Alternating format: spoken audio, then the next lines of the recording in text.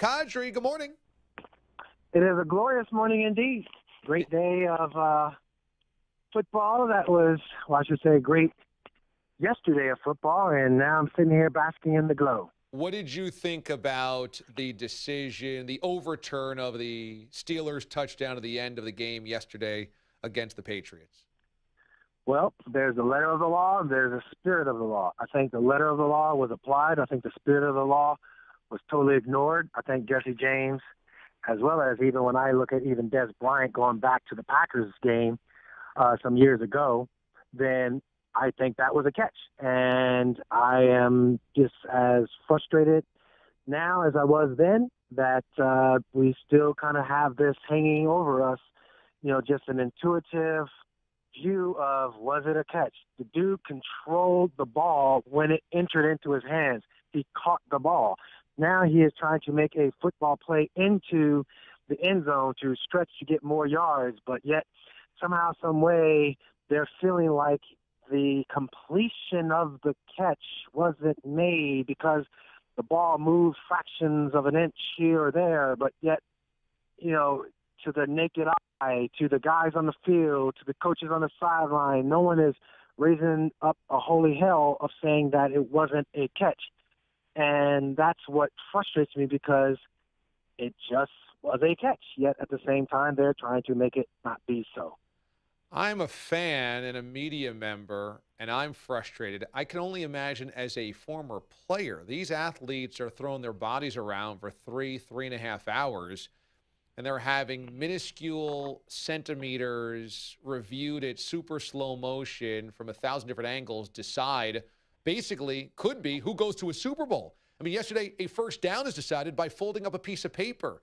As a former player yourself, is it even more frustrating to see this is how it's legislated?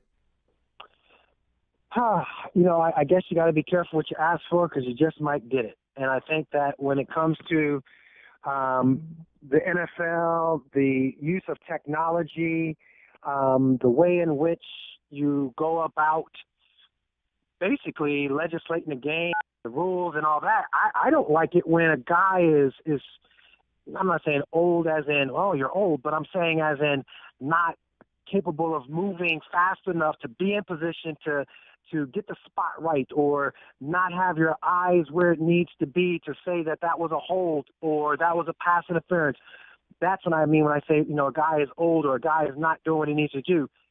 So, yes, I do like technology, but then at the same time, I also don't like technology when it comes down to the absolute fine, minuscule things that kind of take away from the game. It's just something about it that, I wish that there was something that was more equitable as far as the human eye, the human nature of the game, yet, getting it right. I just wish it was better.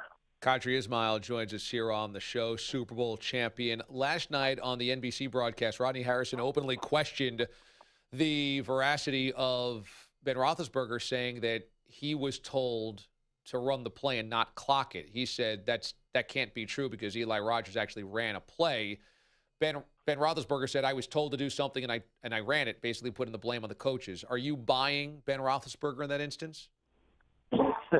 I mean, well, the eye in the sky, the film doesn't lie. If in fact Eli Rogers did run and Ben got the code word, whatever that code word was, and you practice it every week, you practice these scenarios, what happens, in a 2-minute drill and your, time is running out, what do you do? And he felt like, we're going to fake it and we're going to run this play. If Ben has the autonomy to do that, okay, then that's on Ben. If Ben doesn't have the autonomy and it comes from Todd Haley, the offensive coordinator, then okay, that too. Like, whatever the chain of communication, you got to own it. And obviously Ben is feeling like, the chain of communication was not him alone. He had to get authorization in a millisecond to make that call, and clearly that call didn't work for him.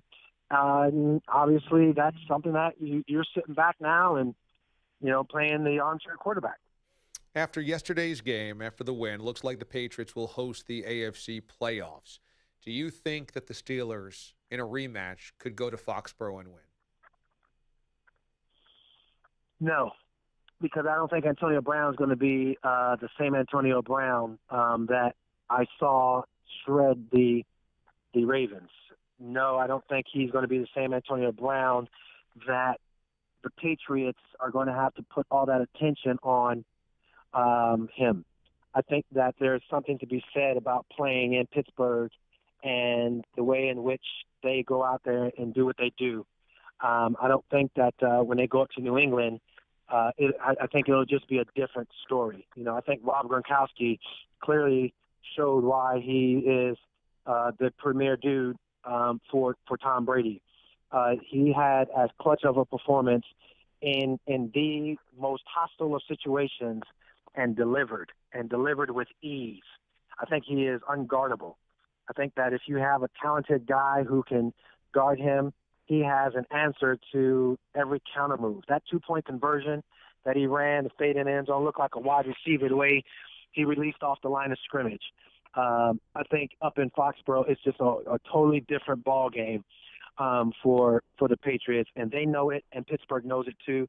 That's why Pittsburgh so desperately wanted to win that game, and now they know that they're looking at the longest of odds because you go up to New England, it's incredibly difficult to play, and psychologically, you gave it your best shot, and you still couldn't get it done.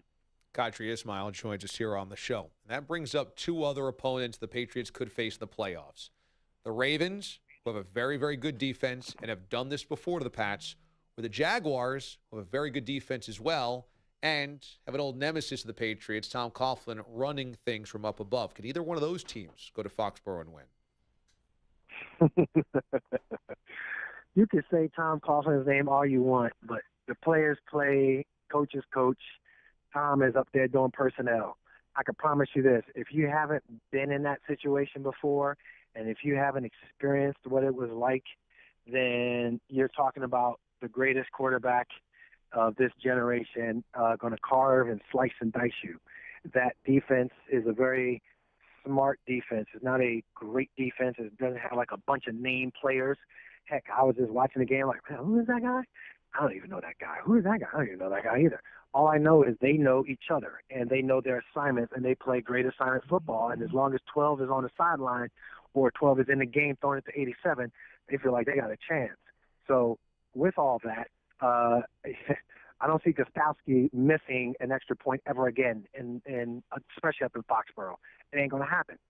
So, no, I think that, Jacksonville is going to be incredibly difficult. You say about the Ravens. I think the Ravens, sure, defensively, they do things that you just can't plan for, if you will, meaning, Dean Pease knows Tom Brady well. He knows that he has to, as he calls it, get ahead of Tom and feel like he's always ahead of Tom.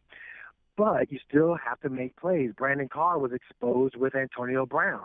Is it a scenario where you can play man-to-man against guys on the outside and somehow figure out what to do with the Gronkowski factor?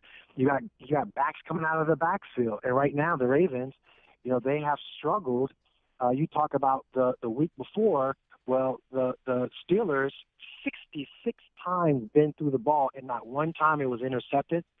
Well, that's bad because you're talking about Tom Brady went toe-to-toe with Ben and beat him.